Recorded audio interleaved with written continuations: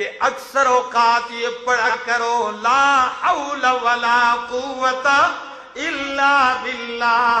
کیا پڑھا کرو؟ الا باللہ، لا حول ولا قوت الا باللہ. لا حول ولا قوت الا باللہ کا معنی کیا ہے؟ اس کی فضیلت کیا ہے؟ یقین جانیے، میں نے یہ جملہ 2 دفعہ کہا، اکثر کو یاد ہوگا اور کئیوں کو، بچوں کو 2 دفعہ سننے سے بھی کیا ہو گیا ہوگا؟ یاد ہو گیا ہوگا. لیکن کمال اس جملے کا، فضیلت اس جملے کی، عظمت اس جملے کی یہ ہے، نبی کریم نے فرمایا اکثر اوقات بندہ غمگین رہتا ہے. ایک غم ہے، ایک ہم ہے. کیا؟ 2 لفظ ہوتے ہیں، ایک ہم اور ایک غم. غم اس کو کہتے ہیں جو آپ کو کوئی دکھ غم پہنچے جس کا سبب معلوم ہو. بیٹا مر گیا ہے، غم آ گیا. نقصان ہو گیا، غم آ گیا. رشتہ دار مر گئے، غم آ گیا. لڑائی ہوئی، کوئی غم سبب معلوم ہو جس کا، وہ ہے غم. اور کبھی کبھی بغیر کسی وجہ کے ویسے ہی دل پہ غم آ جاتا ہے، اس کو ہم کہتے ہیں. کیا؟ عربی میں اس کو ہم کہتے ہیں، ہا میم ہم. اس کو ہم، جس کا سبب نہیں. کی بندے ہوتے ہیں بھائی آپ کو پریشان لگ رہے ہیں، کوئی غمگین لگ رہے، کہتے ہیں پتہ نہیں، کوئی سبب بھی مجھے معلوم نہیں، بس دل کیا ہے؟ غمگین رہتا ہے. تو اس ہم کا علاج یہ ہے، نبی کریم نے فرمایا لا حول ولا قوت الا باللہ پڑھا کرو. اللہ غم بھی دور کر دے گا، اللہ ہم بھی دور کر دے گا.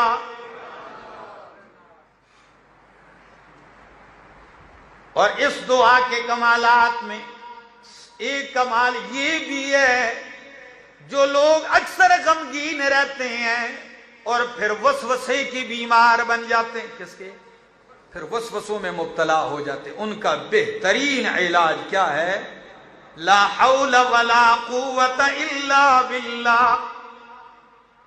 اب فضیلت سنیے، نبی کریم نے فرمایا، ابو ذر فرمایا کثرت سے یہ پڑھا کر لا حول ولا قوت الا باللہ فَإِنَّهُنَّ مِن كَنْزٍ تَحْتَ الْعَرْشِ.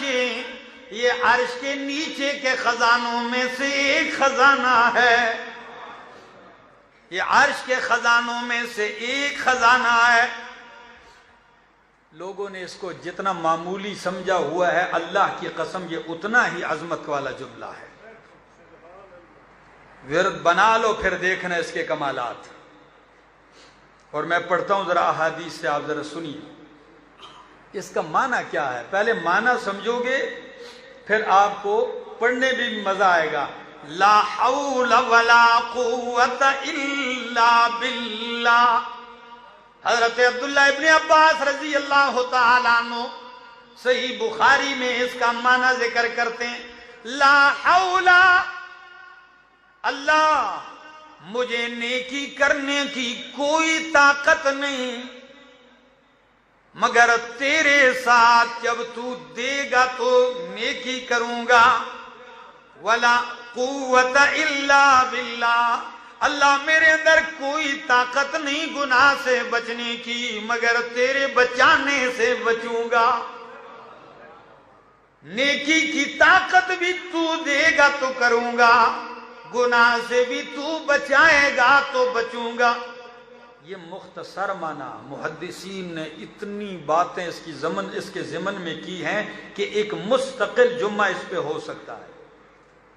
یہ کلمہ توحید بھی اس کو سمجھ لو کہ میری کوئی طاقت نہیں، کسی کی کوئی طاقت نہیں، الا باللہ، لا حول ولا قوت الا باللہ. اور ایک حدیث کے اندر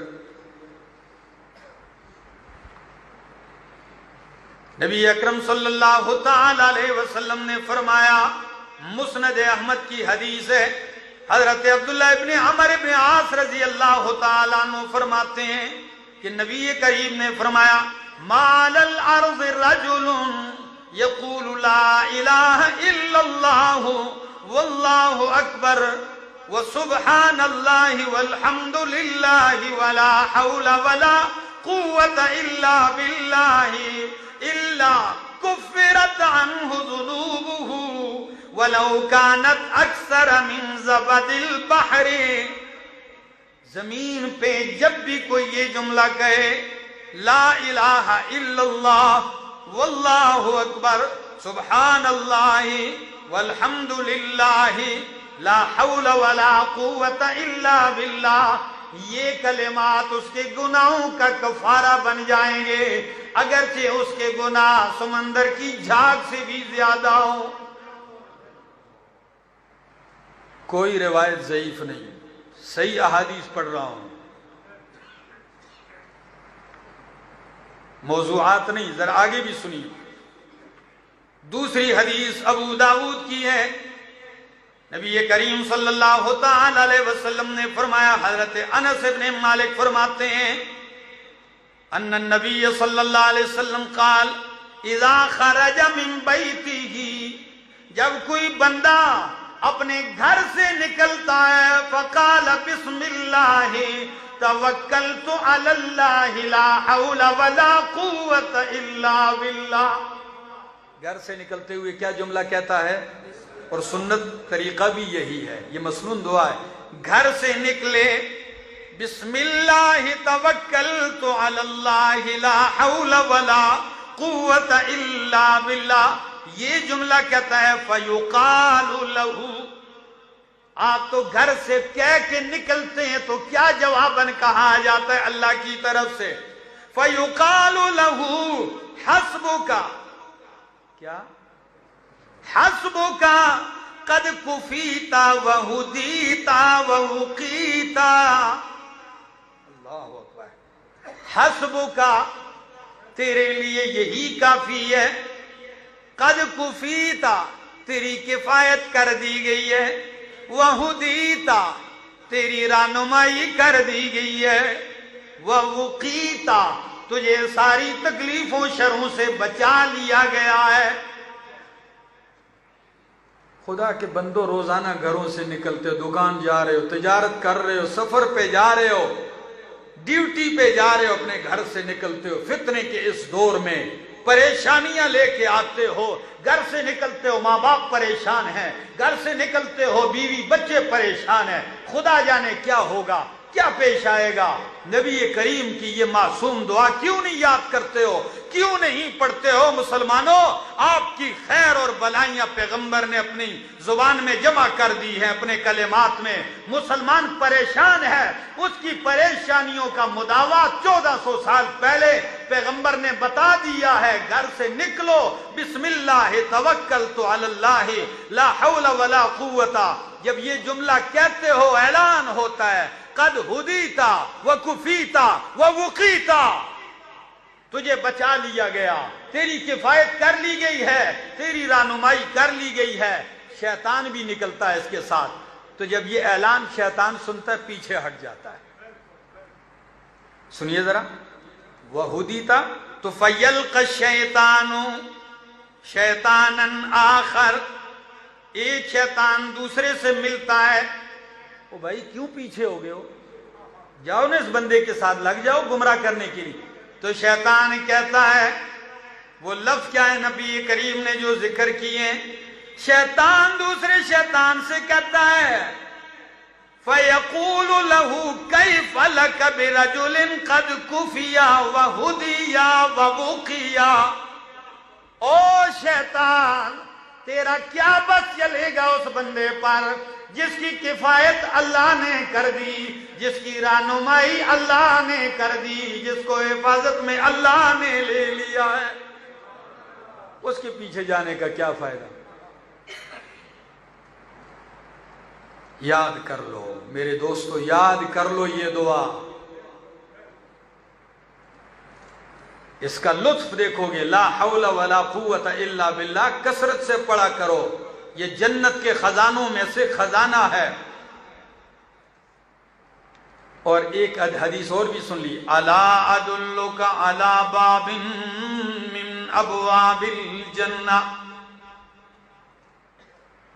حضرت قیس بن سعد بن عبادہ فرماتے ہیں کہ ان کے باپ نے انہیں نبی کریم کی خدمت کے لیے بھیجا، میں نبی کریم کا خادم بن کے آیا، پاس رہا، میں نے 2 رکعتیں نماز پڑھی، صلیت رکعتین، بیٹھا ہوا تھا 2 رکعتیں پڑھ کر، نبی کریم پاس سے گزرے، یوں پاؤں سے مجھے ہلایا شفقت سے، میں بیٹھا ہوا تھا، یوں پاؤں مار کے فرمایا الا ادلک علی باب من ابواب الجنہ، او میرا خادم، کیا تجھے میں جنت کے دروازوں میں سے ایک دروازے کی رہنمائی نہ کر دوں؟